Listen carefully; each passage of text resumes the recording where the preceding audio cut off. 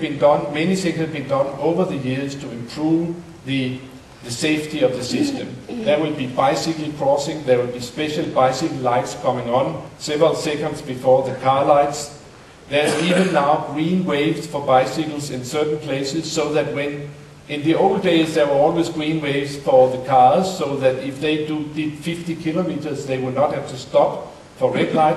But now there are green waves for bicycles, so if you pedal 20 kilometers an hour in the rush hour, you never have to stop, but the cars have to stop all the time. We haven't reached this point in Copenhagen yet, but as mentioned before, it's very common now that the bicycle path and the footpath is taking across the smaller side streets, so that the priority of bicyclists and pedestrians are obvious in the major streets. All this bicycle stuff, of course, has to be followed up by a transport policy. All the taxis will have to take bicycles. All the trains will have to take bicycles. Even the metro can take bicycles. And what has happened in Copenhagen is that gradually a bicycle culture has been developed. Everybody bikes. The mayors, the politicians, the businessmen, the pregnant women and the children and the old people, everybody bikes. What is interesting about Copenhagen here is compared to Brisbane. In Brisbane they have 2% of people going to work on bicycle. They are all males between 25 and 35, and they are in complete survival gear, and they are on a Tour de France bike. And in Brisbane, bicycling is an extreme sport. And many cities look at bicycling as extreme sport, and the crazy bicyclists think they should be allowed to go 40 kilometers an hour. Not so in Copenhagen. In Copenhagen, it's a sport, or it's a daily thing for a great part of the population. The majority are women, and they are from all age groups, and all our bikes are upright bikes, city bikes for pedaling. It's to transport you leisurely through the city. My mother-in-law, that's a sign of bicycle culture. All the old guys are also bicycling. And then my mother-in-law, she stopped bicycling when she was 85. She was dizzy and she kept walking around in our neighborhood with her bike. And I said, why are you dragging your bike around, mother-in-law, when you can't bike no more? It's much more sporty to drag a bike than to go with a rollator. That is bicycle culture. Even the Crown Prince has been found to be bicycling to the kindergarten, and it shows that even half Australian kids can learn to bike if they start early. So what has happened in Copenhagen? In the last 10 years, bicycling in Copenhagen has doubled. There are now more bicycling going into the city center than there are vehicles. And we have a modal split, of which we are very proud, where 37% by now use bicycle to go to work, and only 27% drive a car. Even in the winter, 70% will continue to bicycle. We have problems in Copenhagen, of course. We have congestion problems, but the congestion problems happens to be on the bicycle lanes. I shall return to this. Are there other cities in the world who, like Copenhagen, has a one stone, five birds policy to invite people to walk and bicycle as much as possible? Yes, there are more and more of these cities. I shall invite you to the city of Melbourne, who for the last 15 years have done a fabulous effort to make Melbourne a wonderful, people-friendly city. They have widened all the sidewalks, they have put good quality materials, they put street trees, they really extended an invitation, please walk in our city. And what has happened in Melbourne is that they now have 40% more people in the city walking. In the evening they have twice as many, and they have 4 times more people sitting and enjoying in the public spaces and parks of the city. If you invite people, they will come. Also, Melbourne is very, very proud that in 10 years it's 3 times become the most livable city in the world. That is Melbourne in Australia, down in the corner of the world. They can't believe it down there. Their arms are up there and they can't get them down. Most livable. And what are they up to now? They've decided to make a Copenhagen a Copenhagen type bicycle system all over the city, and they have introduced now Copenhagen-style bicycle lanes. What is Copenhagen-style bicycle lanes? Yes, you can see it here on one of the pictures. Copenhagen-style is when we have the parked cars to protect the bicycles, instead of, as in many cases, you have the bicycles to protect the parked cars. They are now putting in by Copenhagen-style all over Melbourne in a rapid pace. Sydney is good for parties, Olympics and summits, but it's really bad for people in the everyday life. They do everything they can to make it miserable to be a pedestrian. Walking through the city centre of Sydney, you have to spend 50% of your time waiting for a green light, and you even have to apply to get the green light all the time. So it's miserable, but they are full speed into doing something about it. Sydney is full of signs that they encourage now a city policy of walking and bicycling, and they do it for the sustainability, but of course it also helps with all the other issues of making a people-friendly and healthy city.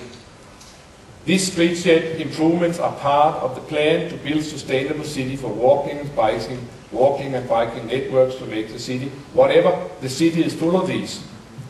Coming to Sydney, where we have had the pleasure to be consultants from Copenhagen, they showed me proudly that they were just going to start the bicycle program, and when standing there, I noticed, oh my God, there's a Danish flag up there. Wonder why that is there. And then there was a little plaque there on the wall saying that here Crown Prince Frederik met Princess Mary, and so this was Copenhagen Corner, where they started the Copenhagen-style bicycle lane system in Sydney, and this is how it looked a year later, this year, and still the Danish flag is flying over there in the corner, but now the bicyclists are moving up and down. I shall end this tour of the world by telling you a little bit about New York. In New York, 2 years ago, the mayor Bloomberg, he promised the world that he will make New York the greenest city, metropole city in the world. And I'll not go into details, but I'll just say that in New York everybody is walking, the sidewalks are full of people, almost too full. Also the bicycles are not having a too good a time. This is when the bicycles protect the parked cars. They have posters about bicycling in New York, which may look like this. But all this is changing now rapidly. They have now made a rather progressive plan, an ambitious plan of improving the public realm of New York, and they want to take 1 million cars out of Manhattan and put in 6,000 kilometers of bicycle lanes in no time. They started in 2007, 2 years ago. Last year, in the beginning of the year, 9th Avenue looked like this. At the end of the year, they had introduced Copenhagen-style bicycle lanes in 9th Avenue, in 8th Avenue, and all, this is 9th Avenue, and all over the city you can see bicycle lanes springing up. If they have room, they make a little buffer zone so that there will be a little space to the bicycles. Bicycling is going up rapidly in New York, and also they are doing a lot to invite people to stop walking and start to enjoy. The city is full of people and they are being squeezed. So now they are taking asphalt from the cars very, very fast. This is Madison Square, which used to be a couple of our ice flows you could jump between. Now it is a public space. And Broadway, they are putting in bicycle lanes, the length of Broadway, they are widening the sidewalk. And just in February this year, they announced a plan to close Broadway to traffic at certain points. So when you go to Broadway, to New York today, you will find that Herald Square, Broadway is closed, and it's all this car land is turned into people land and bicycle land. And in Times Square, you can see that the space for people biking and walking and sitting has been stepped up by 11 times in Times Square. When you can make it there, you can make it anywhere, my friends. I will end this presentation by telling you a little bit about what's happening in Copenhagen just at this point. Copenhagen just this year has pronounced a new policy to make it the world's finest city for people. And this is about inviting people to walk as much as possible. They even have a plan that by 2015 the invitation should be so strong that 20% more, that people walk 20% more than they do today. And all this about that they should also spend time in the city, they should sit down and enjoy and meet their fellow citizens. All that is part of the pedestrian and public life policy of Copenhagen. I ended up by saying we have a few problems in Copenhagen. Congestion on the bicycle lanes is really bad and it's becoming worse. But Copenhagen has made this other promise that it will be the best bicycle city in the world. And their goal for 2015 is that not 37% but 50% of all commuting on bicycles will be happening on bicycles, and the accident rate should be further down. More progressive companies are introducing bicycle helmets. And what is happening just now is that they've started this policy of doubling the width of the bicycle lanes. They've started in one street, they've decided to make it permanent, and they are planning to go on with the next street and the next street.